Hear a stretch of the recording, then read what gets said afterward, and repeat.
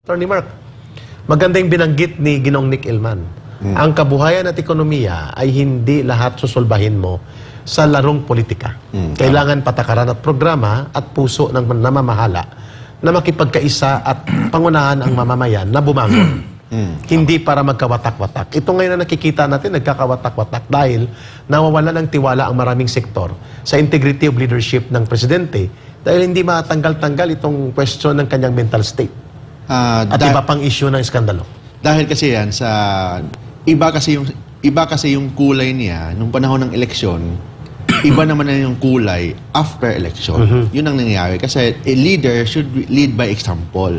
So kasi lead by example, kailangan na kung ano yung sinasabi niya, yun din ang gagawin niya after kung maging presidente man siya or maging leader man siya sa isang bayan.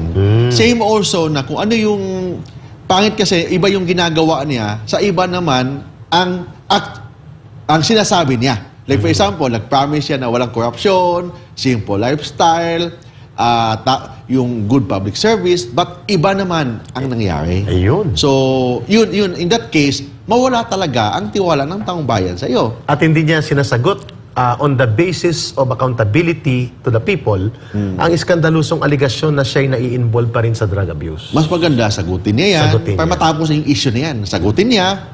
And same time, magpa-drug test. Magpa-drug test siya in public. Para tapos.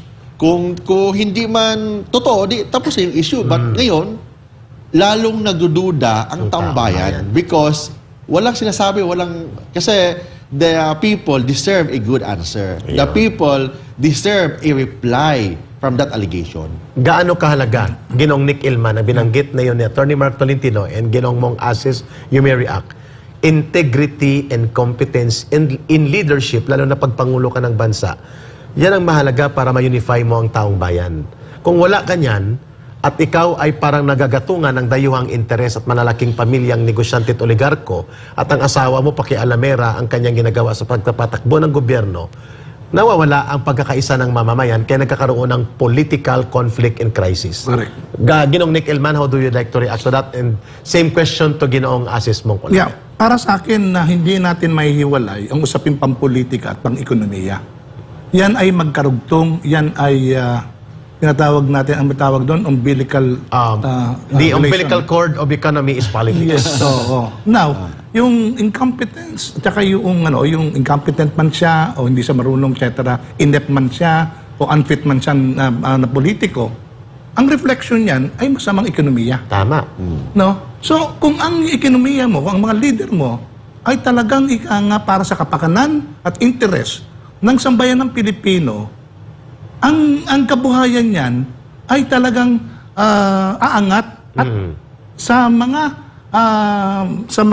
pangyayari dahil sa ang kabuhayan ng mga mamamayan ay umunlad, no? Yung kakayahan din o kaunlaran din ng kaisipan ng mga politiko ay may reflection din yan. Okay. Ang ibig ko sabihin dito, dapat, no, kung yung ating mga politiko, katulad ng bawa nito, hindi ako nag-advocate ng no to election, you know? Kasaysayan na natin for 38 years, mga kasama. No?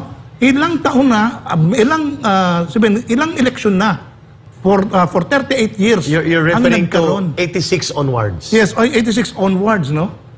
Ngayon, umunlad ba yung ating kabuhayan? Oh, so in terms of utang natin, ngayon, sabi ng mga ekonomista, 21.6 trillion pesos yung ating utang. Samantalang noon, nung panahon ni Marcos, 26 with all billion this 26 to 28 billion pesos dollars lang. At meron pang mga economic infrastructures, etc. At kung i-compare mo sa weldo ng mga manggagawa, napakalayo. ay napakalayo. Ang purchasing power napakalayo. Ako lang, no, bilang isang manggagawa sa hotel, no, kapag ako ay misweldo, yung 500 pesos, no, ito yung pinaka-barometro namin no, yung 500 pesos na mag-grocery kami, o ako particular, ay punong-puno na yun ng mga goods, no, groceries. Pero ngayon, Diyos ko, 500 pesos. Punong-puno pa rin ng hangin. Yes. Ang plastic mo. No, tapos, halimbawa, kami hindi namin alam yung statistics, etc., yan. Ang pinaka-barometro ng mga manggagawa dito, mga magsasaka, etc., ay yung hapagkainan. Yon. No, kung saan, ikukumpara mo yung kabuhayan o yung mga pagkain na sa hapagkainan sa lamesa, kumpara mo noon sa ngayon. You're talking about the food table situation. Yes, so yan ang barometer na bakit nangyayari yan? Dahil doon sa mga politiko nagpapayaman. Na ang ekonomiya ang siyang nagiging sakripisyo. Correct. Sakripisyo lang ang ekonomiya natin. Ginong Nick, puntahan ko si Asis Monk at tayo papunta na sa final discussion natin. Asis Monk, binabanggit ngayon sa ating talakayan, kahit gaanong tumbling balintong at maniobra sa politika, kung ang ekonomiya ay masama, ang taong bayan ay magrereklamo. So kapag nagreklamo ang taong bayan, hindi dapat sagot dyan political repression or political attacks. Kung hindi mabuting pamamahala, pakikipagdialogo at pag-review ng mga patakaran.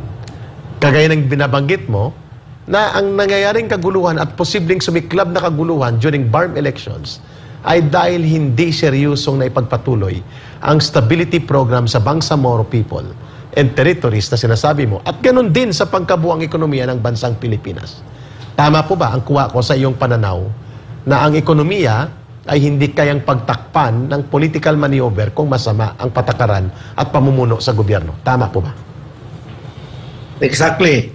Anyway, yung unang question mo, doon ako mag-umpisa ka, Eric. Sige, go. Yung integrity ng isang Pangulo, kasi kung weak ang Pangulo natin, nandito sa baba mo yung mga consultants, lahat ng mga secretaries, kanya-kanya yan, puro may mga agenda yan. Hihilain ka dyan kung hindi ka strong dito sa taas. So, ibang hanay ng kung hindi mo maintindihan yan, kung wala kang focus talaga, hindi mo talagang hihilain ka dito, pababa. Na pagdating naman dito sa amin, sa Bangsamoro areas, ang sa amin lang, I will cite the final peace agreement, which is hindi na itutupad. Now, kaya lalo kaming naghihirap kasi hintay. Ngayon, nag-craft na naman ng agreement na tawaging comprehensive, bilateral. Dapat tripartite yan. Kasama yan ang Organization of Islamic Cooperation. So, bilateral lang, sila-sila lang. Para lang, kung sino lang yung sasama, sila-sila lang without consultation doon sa the entire organization dito sa amin. Kaya nakakabahala talaga, Eric, ang situation natin. Tama. Economically, babagsak ito.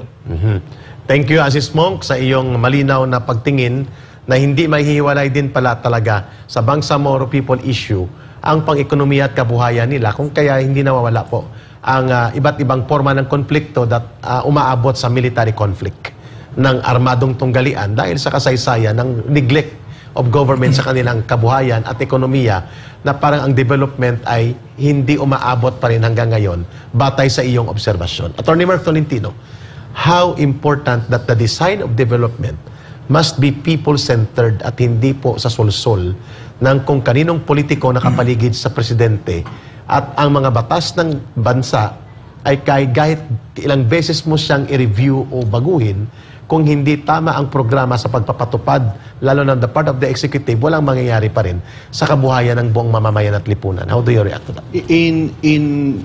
Naging estudyante po ako ng political science. Yes, go. In political science, scientifically in politics, kailangan yung political stability, parang twin yan ng economic stability.